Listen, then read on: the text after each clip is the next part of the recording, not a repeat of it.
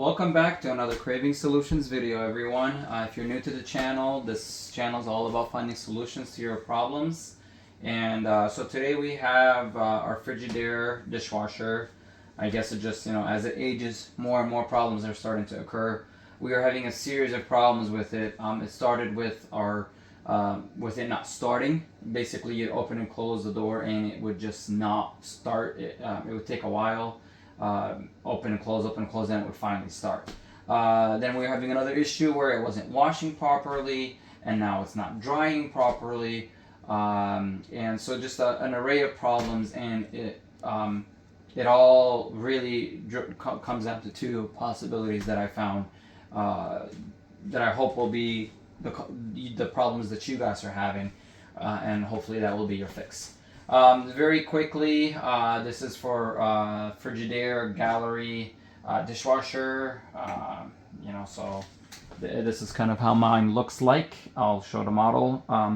And basically, removing this panel is pretty easy. And this also is just going to be the basically where the control board is. I'll show how to remove that also in a moment. I didn't get that. Could you try again? Ignore Siri there.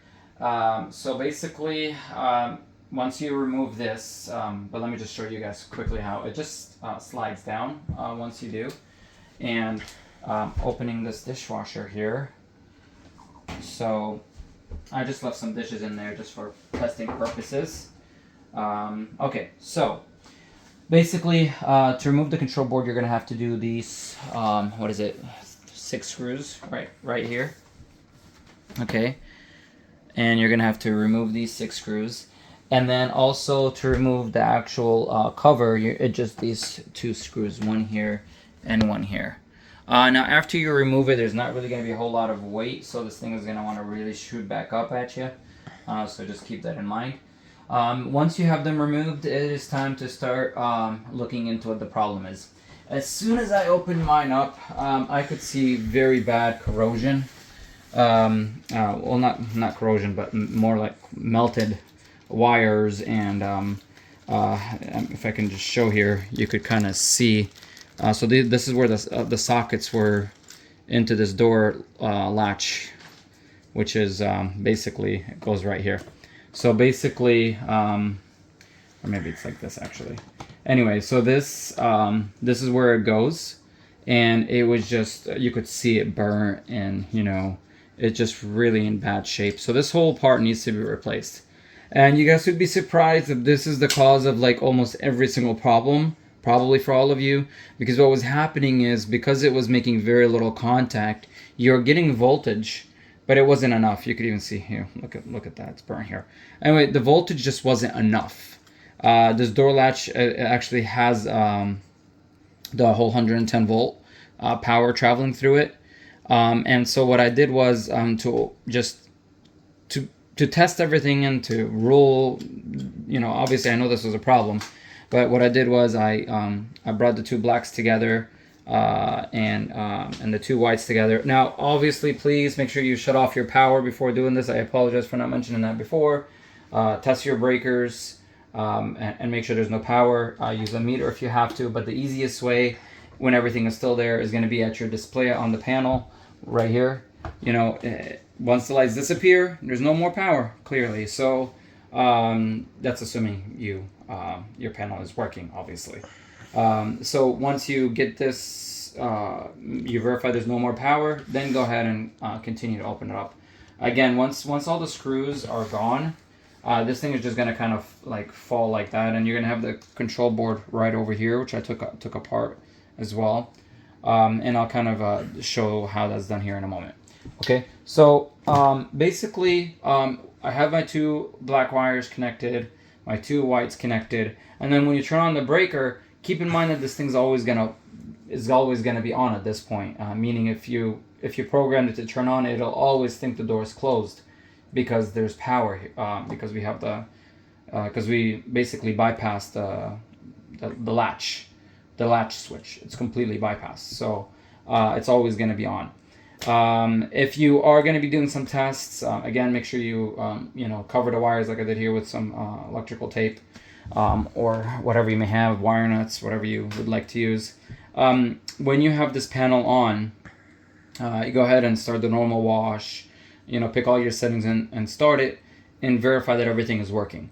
Then go ahead and I'll put a link for the door latch that I bought. Go ahead and purchase it. But this is what you want to do first before buying the door latch, just to make sure that that's the only problems that you guys have.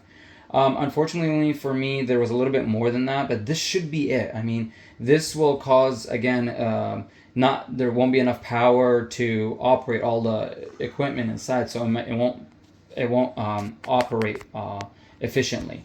So it won't spin as fast. It might not even pump as much water inside. Obviously it won't dry because it's not getting enough power to your heating element.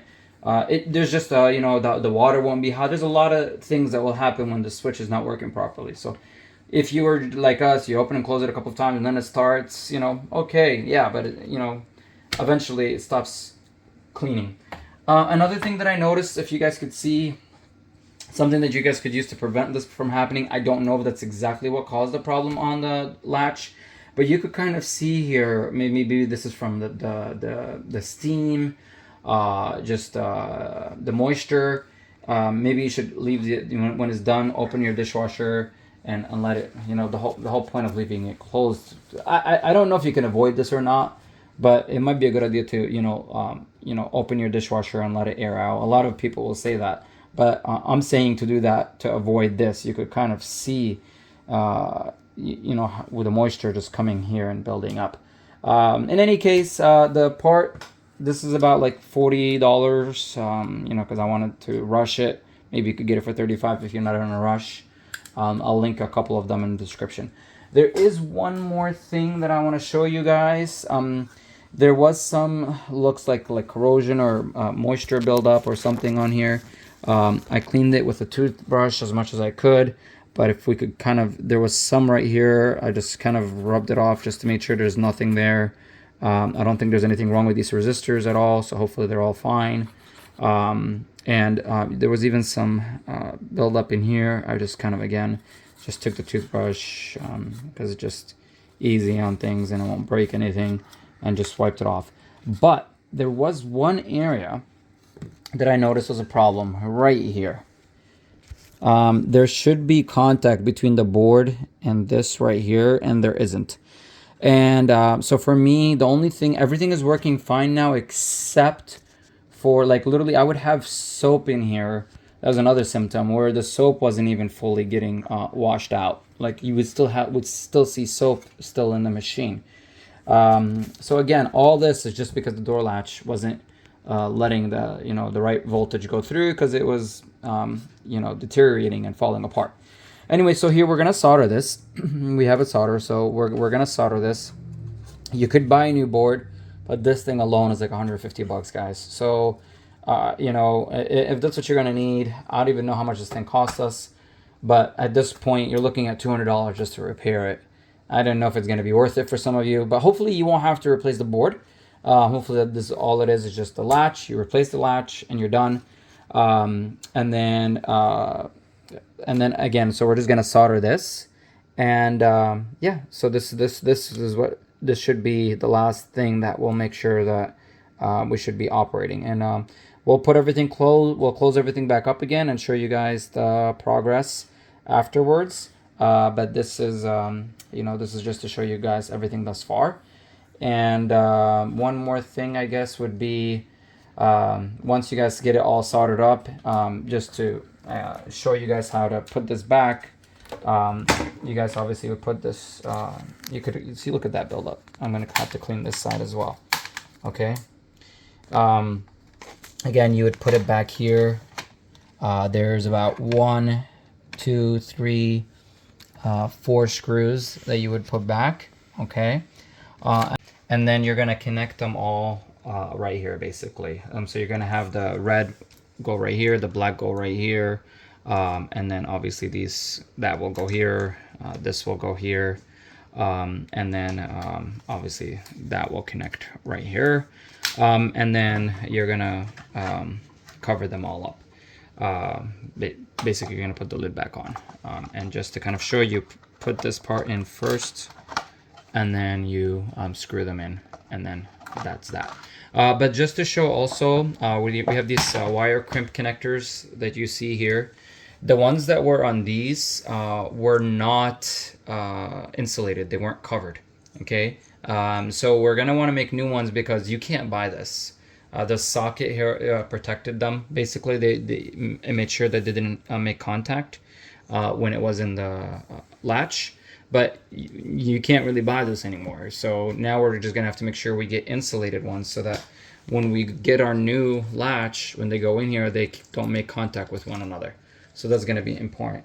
I'll link them in the description, but basically these are basically like terminal connectors, crimp terminals, whatever you guys want to refer to them as. And there's like a bunch in here that you could use. And so I'll link this in the description because that's what we're going to have to use. You can crimp, I mean, you could buy a special crimp tool, or you can just use a plier or a wire stripper or something like that just to, crimp it really good. It's going to be very important to crimp it good. But basically, yeah. So once you got all this connected, again, you close it all up. And that's it. Then you guys are done with that part.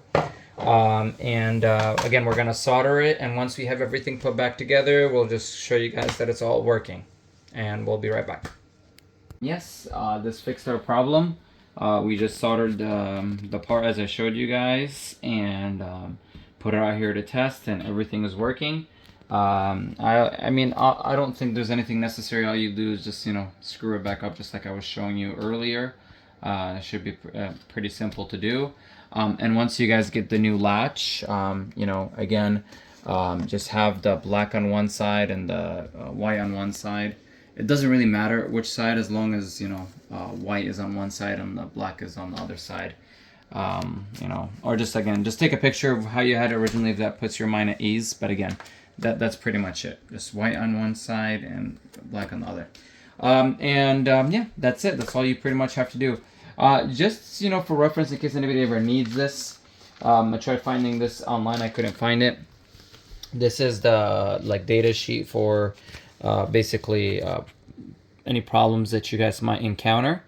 So just wanted to kind of show you this side. Unfortunately, this is really useful if it would actually work outside. It says it only works when there's when it's in power failure mode. So this will only basically, I guess this is kind of like the diagnostics mode. But I thought I'd share that with you. And then here's the other side for you guys as well. If we can get that in there, good. Okay. All right, so that's it, everyone. As always, be sure to like, subscribe, comment. We're so close to 1,000 subscribers. I really hope that you guys will support me, and this is pretty much all that's needed. Thanks again, everyone, and take care.